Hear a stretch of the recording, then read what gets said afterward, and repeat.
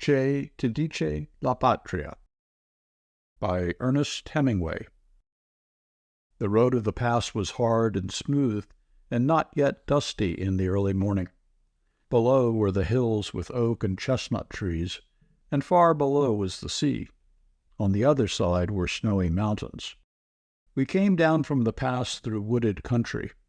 There were bags of charcoal piled beside the road, and through the trees we saw charcoal burners' huts. It was Sunday, and the road, rising and falling, but always dropping away from the altitude of the pass, went through the scrub woods and through villages. Outside the villages there were fields with vines. The fields were brown, and the vines coarse and thick. Their houses were white, and in the streets the men in their Sunday clothes were playing bowls. Against the walls of some of the houses there were pear trees, their branches candelabraed against the white walls. The pear trees had been sprayed, and the walls of the houses were stained a metallic blue-gray by the spray vapor. There were small clearings around the villages where the vines grew, and then the woods. In a village 20 kilometers above Spezia, there was a crowd in the square, and a young man carrying a suitcase came up to the car and asked us to take him into Spezia. There are only 2 places, and they are occupied, I said. We had an old Ford coupe. I will ride on the outside. You will be uncomfortable. That makes nothing. I must go to Spezia. Should we take him? I asked Guy. He seems to be going anyway, Guy said. The young man handed in a parcel through the window. Look after this. 2 men tied his suitcase on the back of the car above our suitcases. He shook hands with everyone, explained that to a fascist and a man as used to traveling as himself, there was no discomfort, and climbed up on the running board on the left-hand side of the car, holding on inside, his right arm through the open window. You can start, he said. The crowd waved. He waved with his free hand. What did he say? Guy asked me. That we could start. Isn't he nice? Guy said. The road followed a river. Across the river were mountains. The sun was taking the frost out of the grass. It was bright and cold, and the air came cold through the open windshield. How do you think he likes it out there? Guy was looking up the road. His view out of his side of the car was blocked by our guest. The young man projected from the side of the car like the figurehead of a ship. He had his coat collar up and pulled his hat down, and his nose looked cold in the wind. Maybe he'll get enough of it, Guy said. That's the side our bum tire's on. Oh, he'd leave us if we blew out, I said. He wouldn't get his traveling clothes dirty.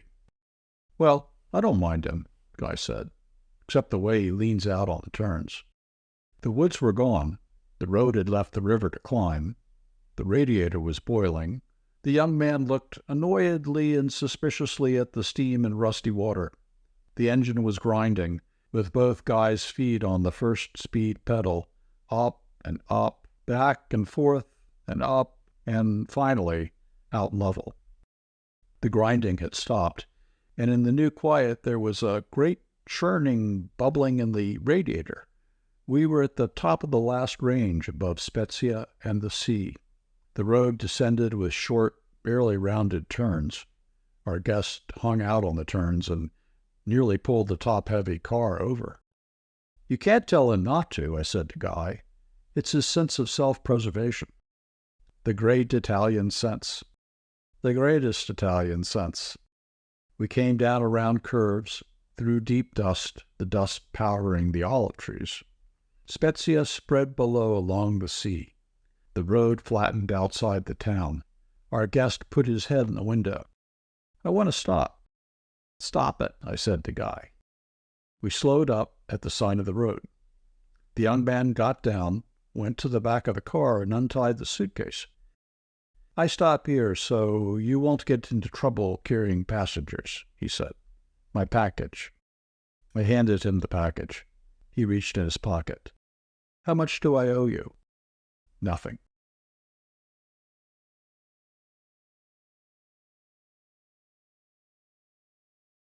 Why not? I don't know, I said. Then thanks, the young man said. Not thank you or "Thank you very much," or "Thank you 1,000 times," all of which you formerly said in Italy to a man when he handed you a timetable or explained about a direction. The young man uttered the lowest form of the word thanks, and looked after us suspiciously as Guy started the car. I waved my hand at him. He was too dignified to reply. We went on into Spezia. "That's a young man that'll go a long way in Italy," I said to Guy. "Well," said Guy, "he went 20 kilometers with us.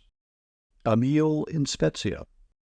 We came into Spezia looking for a place to eat. The street was wide and the houses high and yellow. We followed the tram track into the center of town.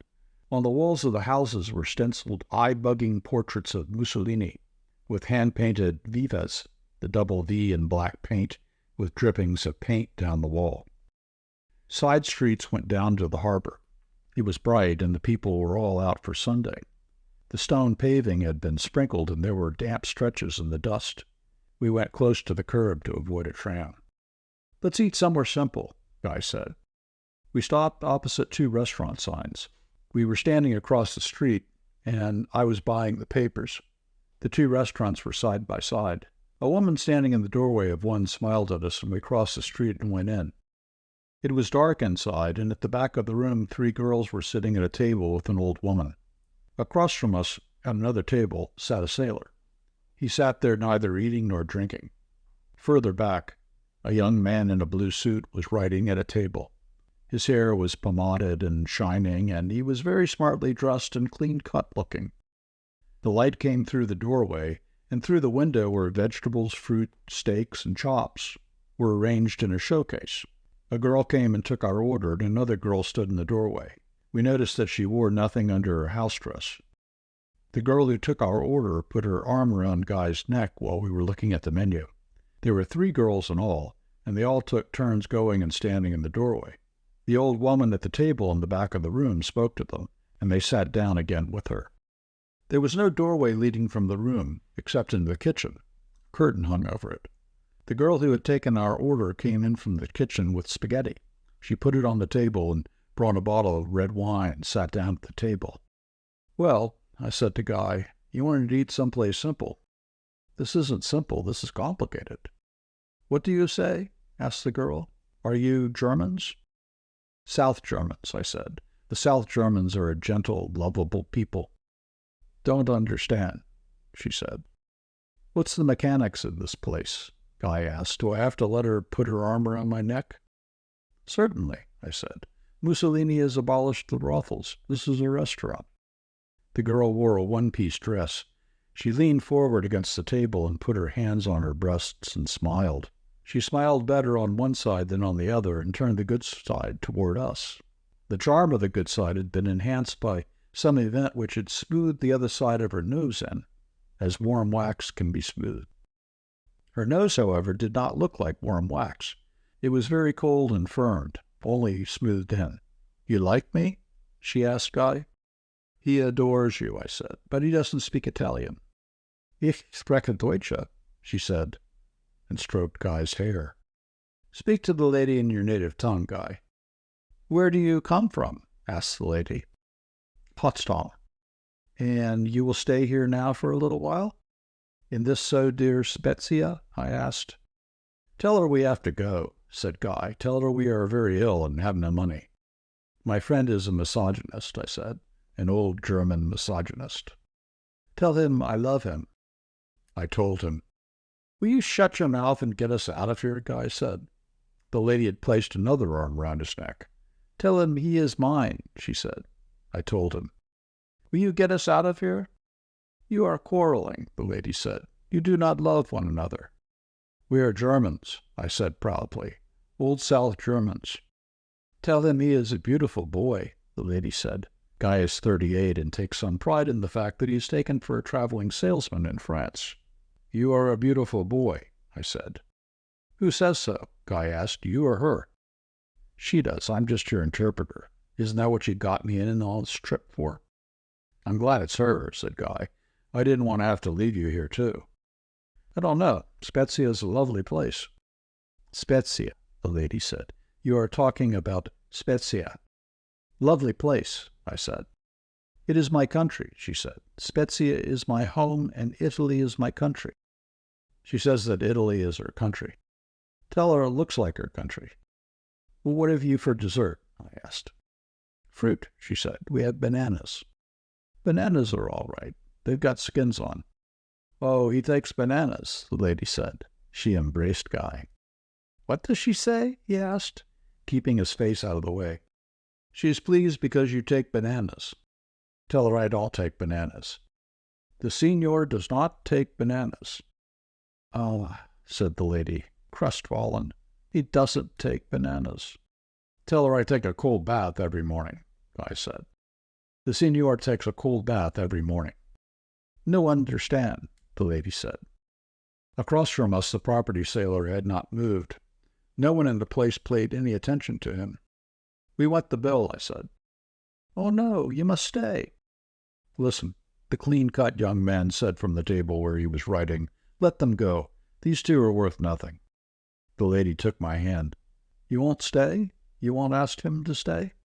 We have to go, I said. We have to get to Pisa, or, if possible, Firenze, tonight. We can amuse ourselves in those cities at the end of the day. It is now the day. In the day we must cover distance. To stay a little while is nice. To travel is necessary during the light of day. Listen, the clean-cut young man said. Don't bother to talk with these two.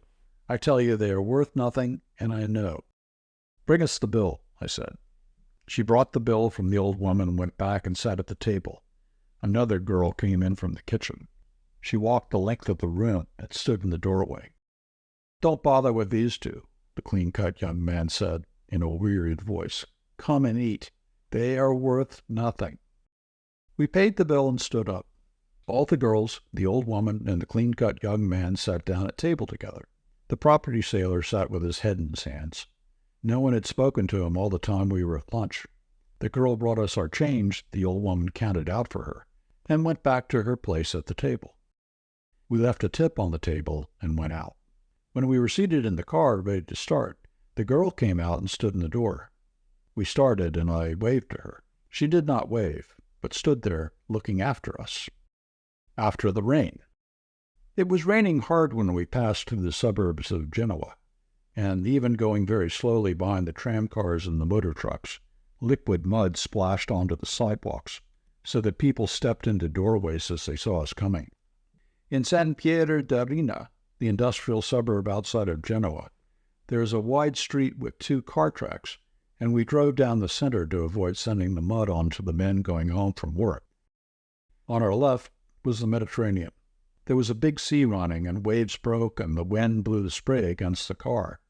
A riverbed that, when we had passed, going into Italy, had been wide, stony, and dry, was running brown, and up to the banks. The brown water discolored the sea, and as the waves thinned and cleared in breaking, the light came through the yellow water, and the crests, detached by the wind, blew across the road.